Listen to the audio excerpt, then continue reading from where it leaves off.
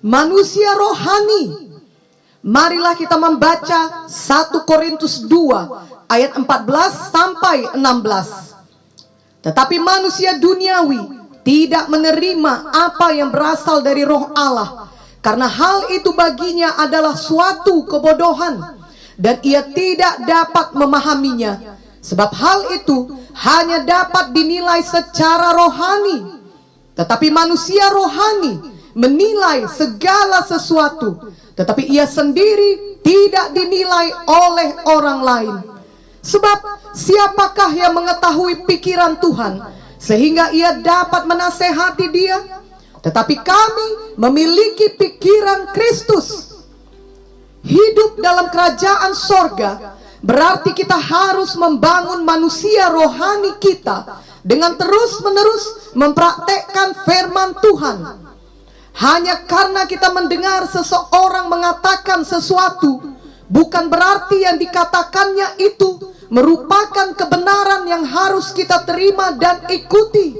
Kita perlu menilai apakah hal itu seturut dengan firman Tuhan sebelum kita menerimanya.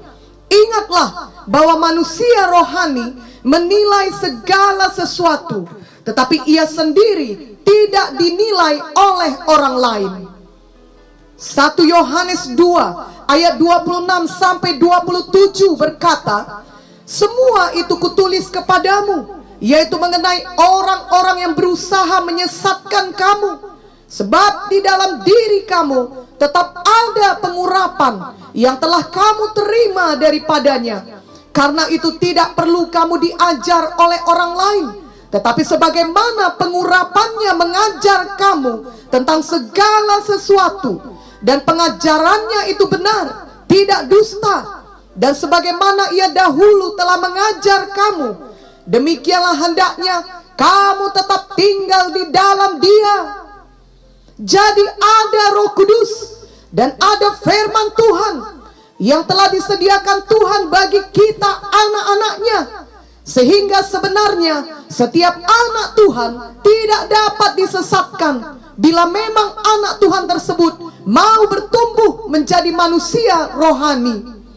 Tentunya sangat disayangkan bila seseorang tidak mau bertumbuh menjadi manusia rohani dan memilih untuk tetap sebagai anak-anak rohani, sebab ia tidak mau berpikir dan bertanggung jawab bagi dirinya, dan juga tidak mau untuk sungguh-sungguh belajar firman Tuhan.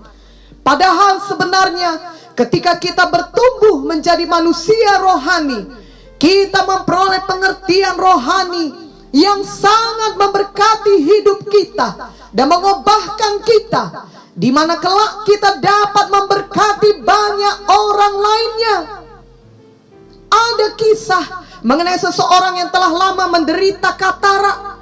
Ia sudah demikian lama menderita katarak sehingga ia sudah terbiasa dengan keadaannya itu. Namun pada suatu hari ia dioperasi sehingga ia tidak memiliki katarak lagi. Ketika ia membuka matanya, ia melihat dengan cara yang baru. Ia melihat suatu dunia yang amat jelas dan indah. Begitulah gambaran ketika kita mau bertumbuh menjadi manusia rohani. Kita melihat dengan lebih jelas daripada sebelumnya. Kita melihat dari perspektif firman Tuhan, dan itu membuat kita semakin mengerti kebenaran firman Tuhan untuk hidup ini. Dan kebenaran firman Tuhan yang kita praktekkan akan memerdekakan kita dari gaya hidup yang tidak benar. Manusia rohani memiliki pikiran Kristus dan selalu mempraktekkannya dalam kehidupannya sehari-hari. Manusia rohani tidak berhenti setelah ia mengetahui suatu kebenaran firman, melainkan ia maju terus menjadi pelaku firman tersebut. 2 Korintus 4 ayat 17 sampai 18 berkata, sebab penderitaan ringan yang sekarang ini mengerjakan bagi kami kemuliaan kekal yang melebihi segala-galanya, jauh lebih besar daripada penderitaan kami. Sebab kami tidak memperhatikan yang kelihatan, melainkan yang tak kelihatan. Karena yang kelihatan adalah sementara, sedangkan yang tak kelihatan adalah kekal, melebihi segalanya. Hal inilah yang harus kita bangun di dalam hidup ini, yakni manusia rohani kita. Manusia rohani tidak kelihatan dengan mata badani kita ini, namun justru itulah yang terpenting. Seseorang dapat kehilangan seluruh tabungannya dalam satu momen, atau dapat kehilangan pekerjaannya, bahkan dapat kehilangan kesehatannya ketika ia menerima vonis dokter bahwa ia menderita suatu penyakit yang sangat parah. Ia dapat kehilangan banyak hal dalam hidupnya. Tetapi bila manusia rohani yang di dalam dirinya sudah dibangun, maksudnya ia telah menjadi seorang manusia rohani yang memiliki banyak deposito firman Tuhan di dalam hatinya, maka orang tersebut akan selalu dapat bangkit kembali. Tentunya bukan berarti semua akan berjalan mudah baginya, juga tidak berarti semuanya akan cepat berubah sehingga dengan instan seluruh keadaannya langsung menjadi baik kembali. Justru biasanya orang tersebut akan melewati masa-masa yang tidak mudah, sebab semua membutuhkan proses. Tetapi seorang manusia rohani akan keluar dari keadaan yang terpuruk tersebut dengan penuh kemenangan. Sebab manusia rohani mengetahui bagaimana untuk tetap hidup berdasarkan firman Tuhan, berdasarkan standar Tuhan. Ia tidak kompromi dengan dosa dalam situasi apapun. Dan pada waktunya Tuhan pasti akan tampak hasilnya, yakni buah yang kekal dalam hidupnya. Ingatlah yang dialami Yusuf. Suatu hari di dalam sekejap mata hidupnya berubah drastis. Ketika dia bangun pada hari itu, dia tidak tahu bahwa seluruh kehidupan nyaman yang dimilikinya akan lenyap. Dari seorang anak yang begitu disayang bapaknya, seorang yang memiliki masa depan yang cerah, itu semua hilang dalam sekejap, lenyap oleh kejahatan saudara-saudaranya yang iri hati kepadanya. Sekarang hal ini mungkin dapat digambarkan dari seseorang yang memiliki keluarga yang baik, pekerjaan yang baik, pelayanan yang baik, lalu dalam sekejap mata semuanya hilang. Yusuf dimasukkan ke sumur, ia berteriak minta dikasihani, tetapi tetap tidak ada yang bergeming untuk menolongnya. Justru mereka hendak membunuhnya. Mengetahui dirinya terperangkap, tidak berdaya, tidak dikasihi, justru dibenci dan hendak dibunuh. Tentunya itu bukan perasaan yang menyenangkan bagi Yusuf. Itu adalah perasaan yang sangat mencekam, menakutkan, dan penuh penderitaan. Saat-saat di dalam sumur bagi Yusuf adalah saat-saat yang sangat menyakitkan. Dan setelah itu pun Yusuf terus mendapat banyak pengalaman buruk lainnya. Ia difitnah, ia dimasukkan ke dalam penjara, ia dilupakan oleh orang yang telah ditolongnya. Tetapi seorang manusia rohani dapat menang walau apapun kesulitan yang terjadi dalam kehidupannya. Itulah yang terjadi pada Yusuf. Yusuf adalah contoh manusia rohani yang patut kita teladani. Ia tidak mengeluh, ia tidak berhenti mempercayai Tuhan, ia tidak berkompromi dengan dosa. Ia tetap hidup menurut standar firman Tuhan. Tuhan memiliki rencana yang indah atas hidup Yusuf, dan Tuhan juga memiliki rencana yang indah bagi hidup kita masing-masing. Walau kelihatannya begitu banyak hidup Yusuf justru dihabiskan dalam penderitaan dan pengkhianatan, tetapi sebenarnya hidup Yusuf ada di dalam kendali Tuhan. Mungkin hidup kita juga kelihatan penuh dengan persoalan, bahkan pengkhianatan. Ingatlah bahwa hidup kita juga ada di bawah kendali Tuhan. Janganlah menyerah. Jadilah manusia rohani yang tetap mempercayai Tuhan. Ingatlah bahwa Tuhan tidak pernah terburu-buru dalam membentuk kita semua. Sama seperti ia tidak terburu-buru dalam membentuk Yusuf. Ahli-ahli Alkitab berpendapat bahwa Yusuf berumur sekitar 17 tahun ketika saudara-saudaranya hendak membunuh dia dan memasukkan dia ke sumur. Dan umurnya berkisar 30 tahun ketika Yusuf akhirnya diangkat menjadi penguasa di Mesir.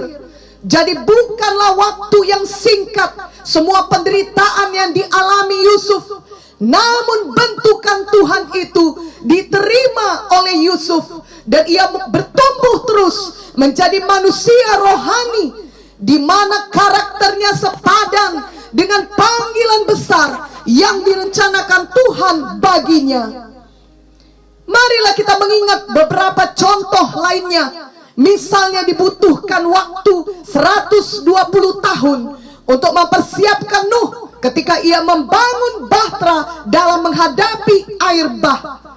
Juga dibutuhkan waktu yang cukup lama, yakni 80 tahun untuk mempersiapkan Musa agar ia mengerjakan panggilan Tuhan untuk menjadi pembebas umat Israel dari perbudakan Mesir. Sama halnya dengan Daud, ia juga mengalami waktu bentukan yang cukup lama. Ia memang diurapi menjadi raja saat ia masih muda. Namun setelah itu Daud harus mengalami tahun-tahun yang penuh dengan penderitaan. Ia terus dikejar-kejar oleh Saul untuk dibunuh, sampai kemudian akhirnya ia berhasil menjadi raja. Dan terutama ia menjadi seseorang yang berkenan di hati Tuhan. Kita juga mengingat Paulus di dalam perjanjian baru yang sebelumnya bernama Saulus. Ia dipanggil Tuhan untuk menjadi rasul, namun ia terlebih dahulu harus menyendiri ke tanah Arab selama sekitar 3 tahun. Dari semua contoh ini kita mengerti bahwa dibutuhkan waktu untuk membangun manusia rohani. Seorang manusia rohani ialah orang yang benar-benar berurat berakar di dalam firman Tuhan. Manusia rohani akan tetap mempraktekkan firman Tuhan dalam segala situasi.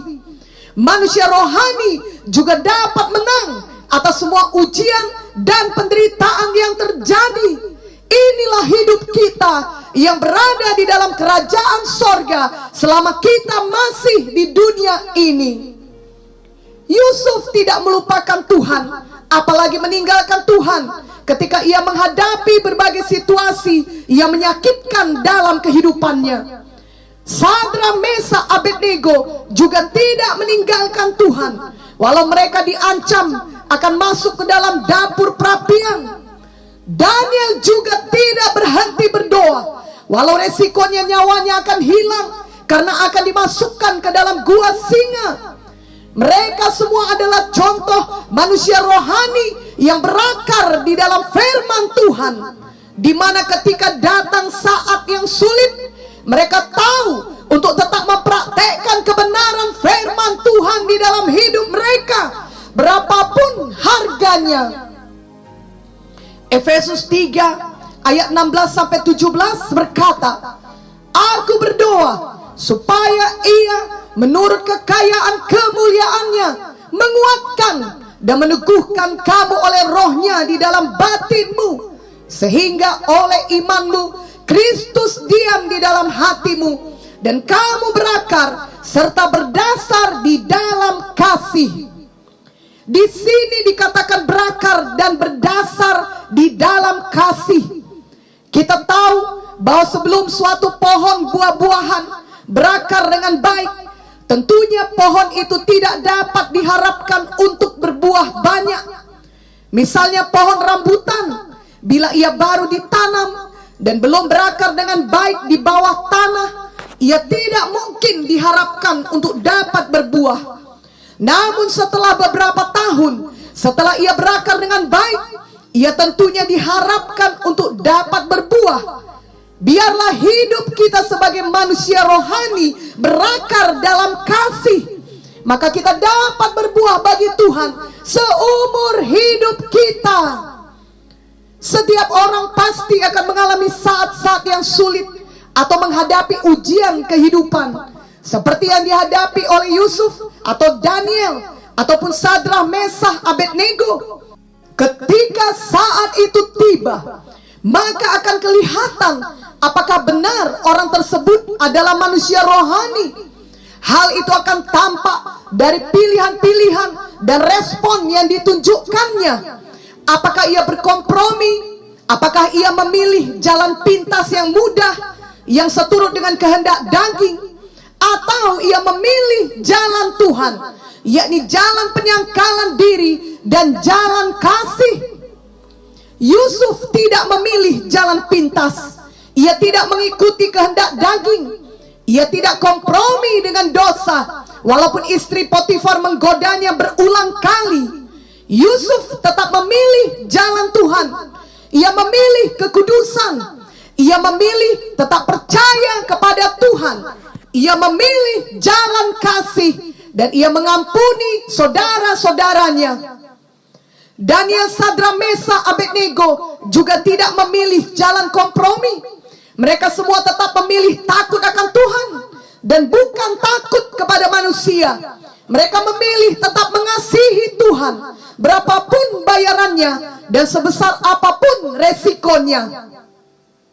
Semua mereka harus melalui proses yang menakutkan, bahkan menyakitkan. Ada yang difitnah dan dimasukkan ke dalam penjara. Ada yang dimasukkan ke dalam dapur perapian. Ada yang dimasukkan ke dalam lubang singa. Kehidupan mereka tidak menempuh jalan yang mudah, dan kerap kali prosesnya tidak cepat. Tetapi manusia rohani akan dapat tetap bertahan. Mereka tetap hidup di dalam jalan kasih, jalan kepatuhan, dan jalan iman. Biarlah kita meneladani hal ini. Amin. Kehendak daging manusia ini selalu ingin mengambil untuk keuntungan bagi diri sendiri. Tetapi sebaliknya, jalan kasih akan selalu mau berkorban. Memang semua hal yang kita lakukan harus didasari oleh kasih. Kita pun dapat diselamatkan karena Tuhan mengasihi kita. Hukum terutama dalam hidup ini adalah hukum kasih.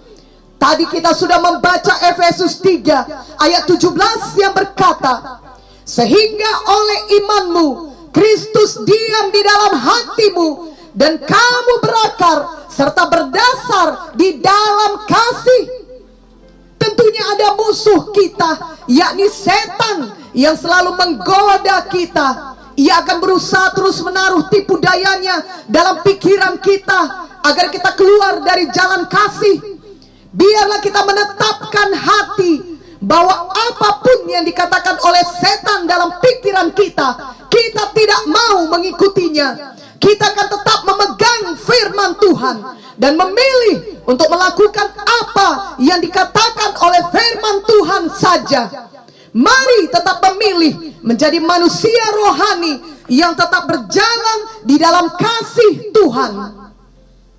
Dalam Matius 4 ayat 3 dituliskan, lalu datanglah si pencoba itu dan berkata kepadanya, jika engkau anak Allah, perintahkanlah supaya batu-batu ini menjadi roti.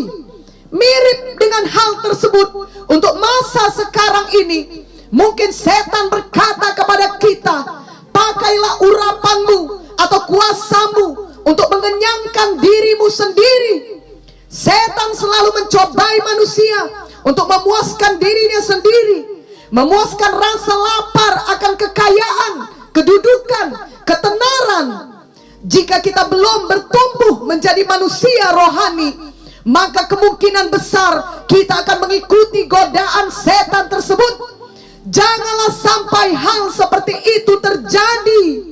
Suatu saat pastilah setiap orang akan mengalami ujian seperti ini, dan akan terlihat apakah hidup orang tersebut berdasar dalam kasih atau tidak. Janganlah demi memuaskan rasa lapar kita akan kekayaan, kedudukan, dan ketenaran, kita meninggalkan jalan kasih.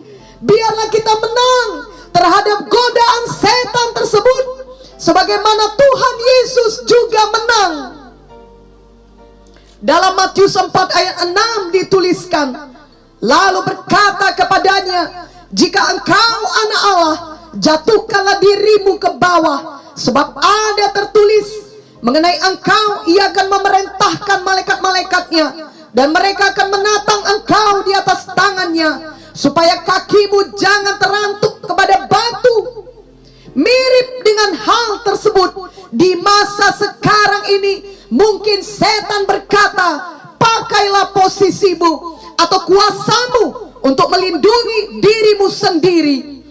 Janganlah kita mendengarkan ucapan setan tersebut. Walaupun ada ancaman datang dalam hidup kita, apakah ancaman dari luar ataupun dari dalam, marilah kita sebagai manusia rohani tetap berjalan dalam kasih. Janganlah meninggalkan jalan kasih demi melindungi diri sendiri dari ancaman tersebut. Percayakan selalu kepada Tuhan untuk melindungi hidup kita. Dalam kisah Yusuf, ancaman untuk hidupnya datang dari dalam keluarganya sendiri. Tetap terbukti bahwa hati Yusuf tidak pernah menjadi keras ataupun dipenuhi kepahitan. Yusuf adalah manusia rohani. Ia tidak memilih kehendak daging yang ingin membalas. Sebaliknya, Yusuf tetap memilih berjalan dalam kasih. Dalam kisah Sadrah, Mesah, Abednego, ancaman bagi mereka datang dari pihak luar dan merupakan ancaman besar, di mana nyawa mereka menjadi taruhannya. Namun mereka tetap tidak memilih kompromi, walaupun itu demi melindungi diri sendiri. Mereka memilih tetap mengasihi Tuhan. Itulah teladan manusia rohani yang hidup dalam kerajaan sorga di dunia ini, bagaimanapun keadaan yang ada di sekeliling mereka. Biarlah kita juga tetap memilih untuk mengasihi, walau hidup kita ada di bawah ancaman. Apakah itu ancaman dalam pekerjaan, ancaman dalam pelayanan, ancaman untuk masa depan, ataupun ancaman apa saja. Kiranya respon kita menyatakan bahwa hidup kita benar-benar berdasar kepada firman Tuhan, bahwa kita manusia rohani yang hidup dalam kerajaan sorga, yang selalu memilih jalan kasih. Dalam Matius 4 ayat 8 sampai 9 dituliskan, dan iblis membawanya pula ke atas gunung yang sangat tinggi dan memperlihatkan kepadanya semua kerajaan dunia dengan kemegahannya, dan berkata kepadanya, semua itu akan kuberikan kepadamu jika engkau sujud menyembah aku. Mirip dengan hal tersebut, di masa sekarang ini mungkin setan berkata, pakailah posisimu atau kuasamu untuk menyenangkan dirimu, melakukan apa yang engkau inginkan. Ujian kehidupan akan datang ketika kita sudah memiliki kuasa, atau ketika kita sudah berada di puncak.